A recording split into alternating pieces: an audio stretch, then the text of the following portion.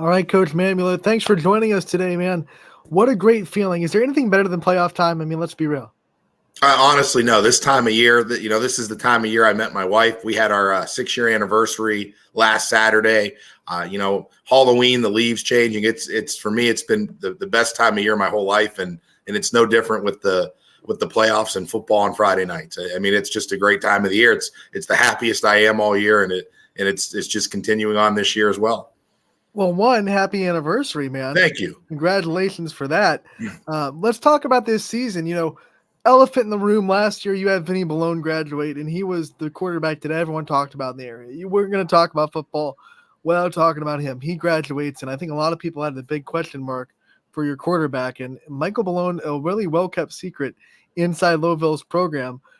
Wow, he waited his turn, and now he's taking the reins and using this opportunity. What has it been like to see him have the success he's had this year? We're seeing a lot of growth from him, especially over the later half of the season. I think we, as a staff and as a community, we're so used to having a 3-4 year starter that you realize there's some growing pains. There's some early season hiccups where, you have a kid who's trying to prove himself. I remember the first game against Columbiana, Michael rolled out to his left. He's a right-handed quarterback. He threw it across his body 40 yards downfield, a post. It got intercepted.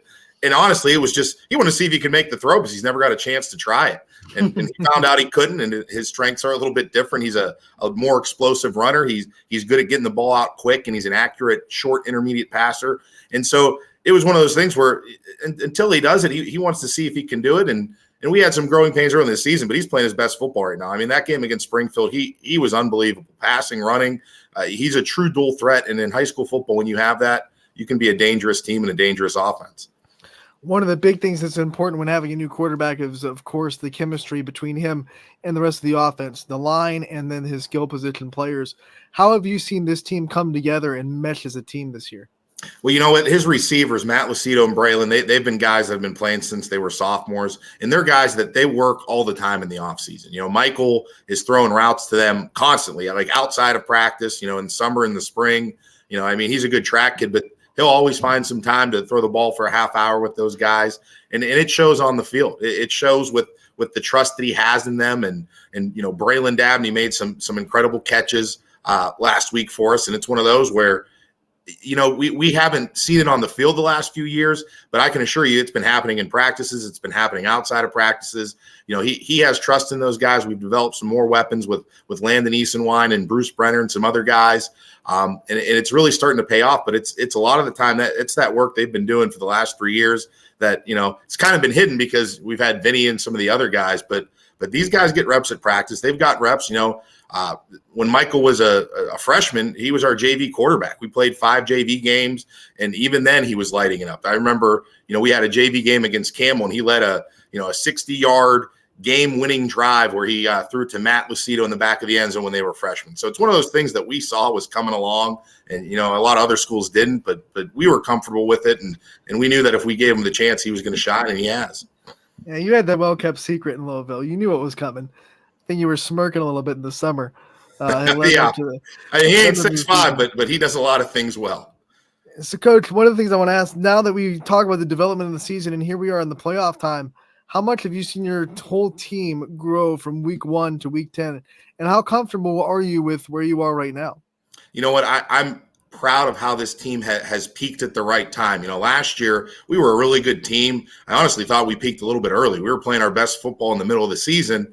And this year, I think it's a little bit different in that I think those kids saw that it's a grind, that when you get to November and you want to play weeks 11, 12, 13 and beyond, it's you got to prepare yourself a little bit differently each week. And you got to do things a little bit differently. And as a staff and as a team, I think we've done that. We've gotten some sensational play out of our defensive and offensive lines. They've been a strength for us. They've improved each game.